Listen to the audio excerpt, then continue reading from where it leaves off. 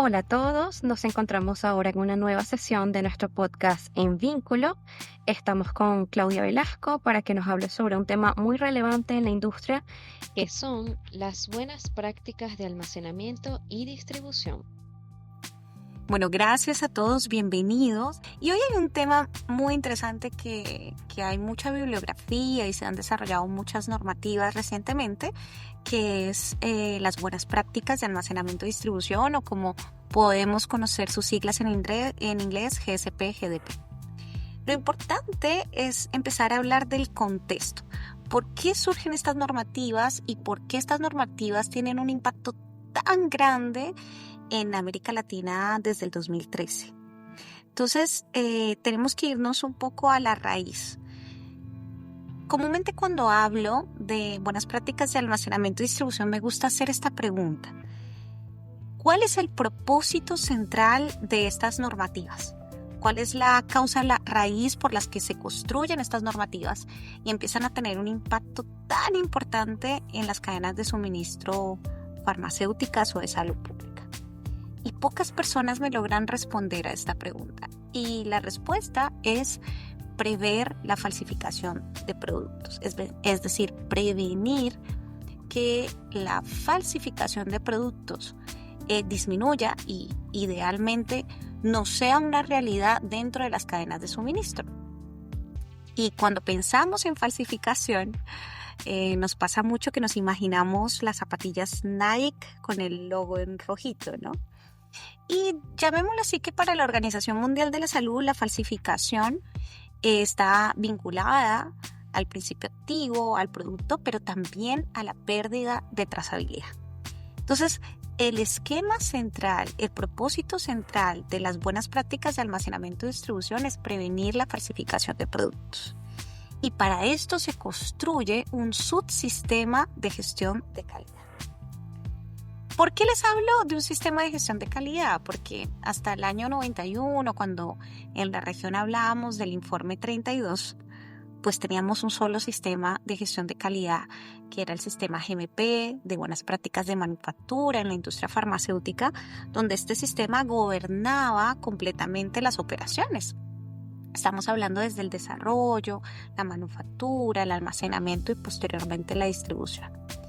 Pero a raíz de la incorporación del informe 37, que fue adaptado por cada entidad regulatoria en cada país con sus propios reglamentos o utilizando las bases de la OMS, empezamos a desarrollar este concepto de buenas prácticas de almacenamiento y distribución como un sistema segregado, porque nos dimos cuenta que los stakeholders, los actores, los protagonistas de estas operaciones, pues no son las mismas, o no son solamente las plantas de manufactura o de desarrollo, sino también los operadores logísticos, los centros de almacenamiento y distribución.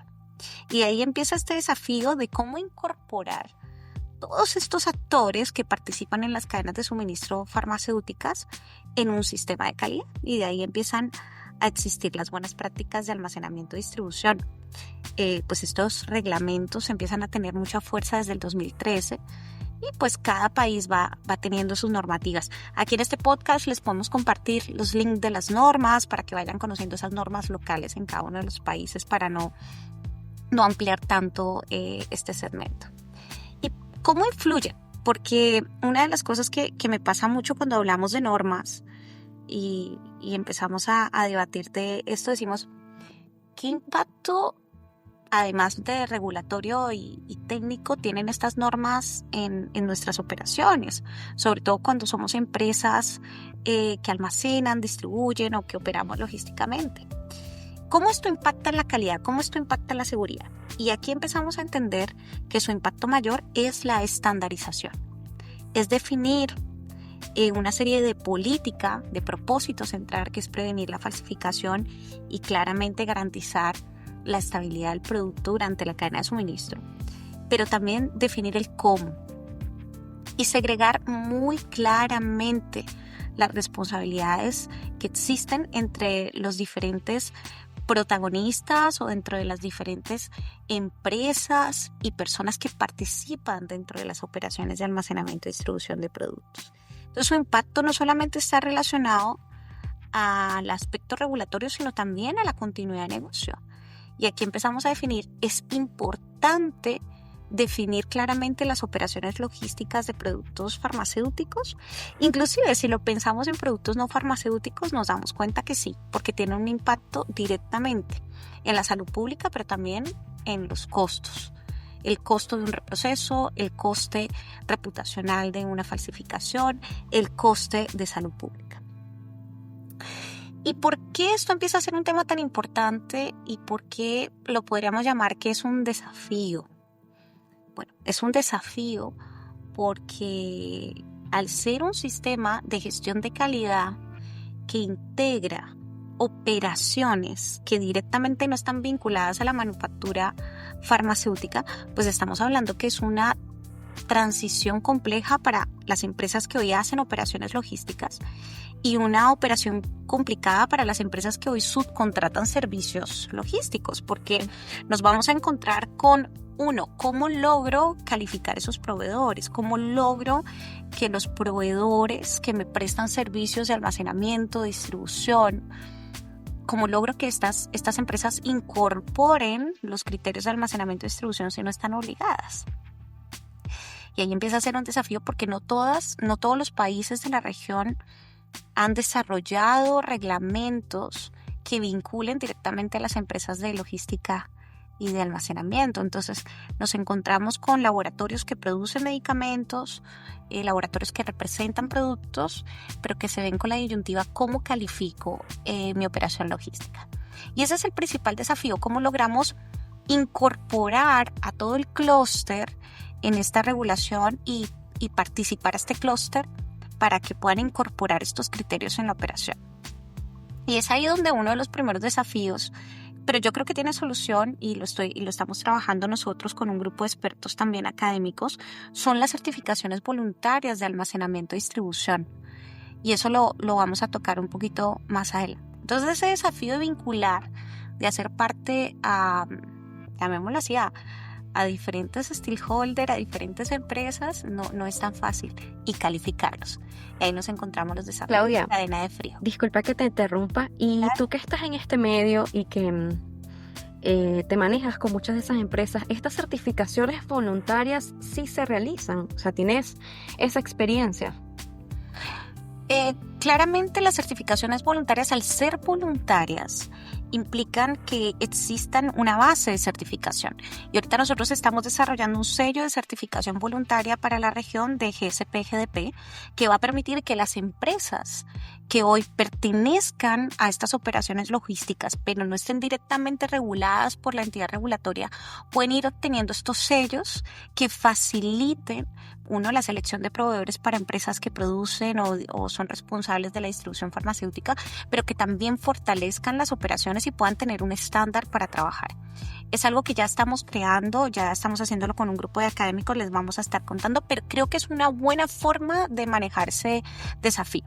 Hay organismos de certificación locales que han tomado reglamentos de las entidades regulatorias locales, se han hecho procesos de certificación voluntaria, pero la creación de este sello GSP-GDP LATAM va a permitir que haya una estandarización regional que facilite los procesos de selección por parte de las empresas que son responsables de la manufactura y de la distribución, y obviamente facilite esta problemática que está creciendo con mucha fuerza, que es la falsificación de productos.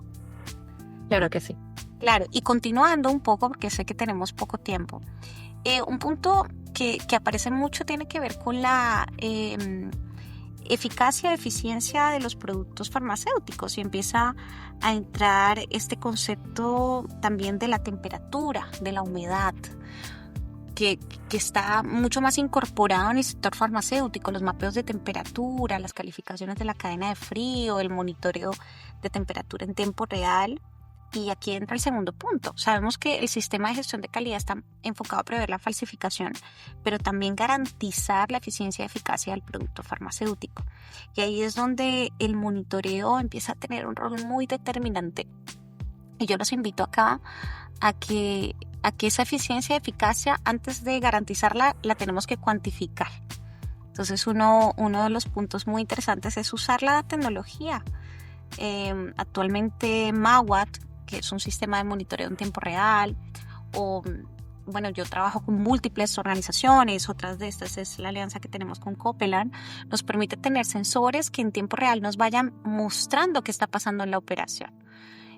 A qué condiciones se someten nuestros productos cuando hacemos procesos logísticos terrestres, aéreos, vía marítima.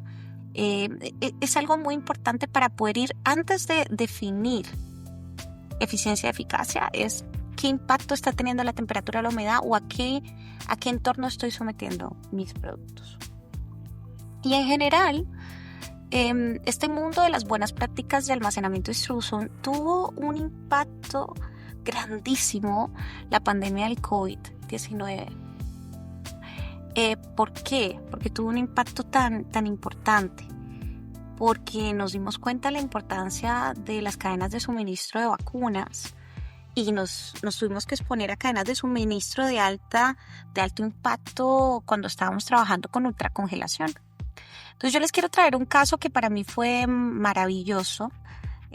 Tuve la oportunidad de validar junto a un equipo maravilloso técnico en la distribución de vacunas en Chile de ultracongelación para toda la región. Y estamos hablando de Arica Punta Arenas con el Ministerio de Inmunizaciones, que comúnmente una validación de cadena de frío toma 1 año para países con estaciones, y tuvimos el desafío de hacer este proyecto en 2 meses.